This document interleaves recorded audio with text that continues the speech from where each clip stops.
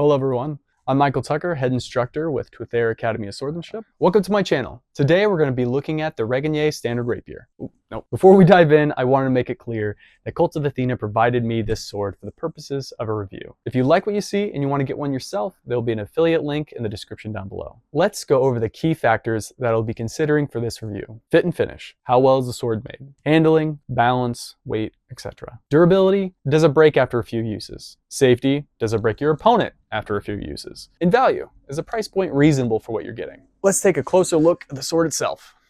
This is the Regenyei standard rapier. I think the thing that stands out most about this sword is the basket. It's big, it's sweeping, it's beautiful, I love it. I don't believe it is tempered, which is a shame. I've got some deformation that's happened a couple times with some heavier hits, but outside of that, I think it's really beautiful, and I really love the amount of hand protection as well as the balance with the weight that it provides. Then going down the basket, we can see the pommel. You can see it has a really nice, large cylindrical pommel. It even has this cute little belly button for the peen. I actually really like the look of that. And it really does a great job of bringing a lot of weight down to the hand. The wrap, nothing special about it. It's a Regenyei, it gets the job done. I think they did a great job of creating a diamond cross section on the blade. You can see, hopefully, along the length, it does have, again, a distal taper as well as a diamond cross section, and it ends with a rolled tip. I prefer a spatulated tip, but I understand why they did this. The blade itself is 105 centimeters long, and it comes around about a kilo. It's actually surprisingly light when you feel it in your hand. It doesn't quite feel like a kilo. Overall, on the fit and finish, I give it about a 7 out of 10. It's built well, it's utilitarian, it's straightforward. You get what you get with it. I do wish the basket was tempered, but they're trying to hit a price point, and I really appreciate that. If you're looking for a thrust-centric rapier, I think this one might be it. I have not come across a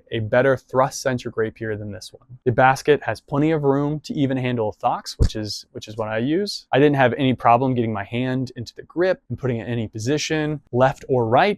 I think, quite frankly, this is my go-to recommendation right now for handling as far as thrust-centric rapiers. I will say the one downside is when I went against heavier rapiers, I felt like I was getting beaten out pretty easily, and I certainly didn't feel confident enough to go with this against a side sword. But as far as rapier v rapier, I think this one's definitely going to give you an edge. 9 out of 10. Now, while I love the feel of it, I do have some concerns about the durability. After a couple matches, I did have one thrust that flexed the blade a little bit, and unfortunately it did take a set. I'm not sure if you're going to quite be able to tell on camera, but there is a set right about here on the blade. And I'm a pretty light touch fighter, and so if you're pretty heavy-handed with your thrusts, while it'll make sure that your opponent stays safe, you will have a few wiggles down your blade as a reminder not to thrust too hard. Though, I will say, even when going against the heavier rapiers, I didn't have any dings or deformation on the crossguard or the basket, but again, I don't think it's tempered.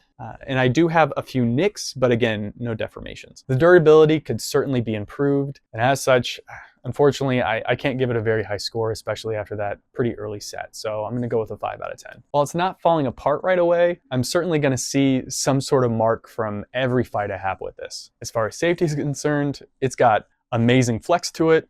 Feels super safe. It's very light. It has a rolled tip that is small enough for a rubber tip to go immediately on top of it. There's nowhere that I can think to really improve upon that. 10 out of 10. This sword is $339 in Cult of Athena. It's not a terrible price. As well as with most of Regenyei's line, you're getting function over form. It's not necessarily a beautiful sword, but certainly a functional one. So even though the decorations are pretty Spartan, you're getting a really well-handled sword for a pretty good price.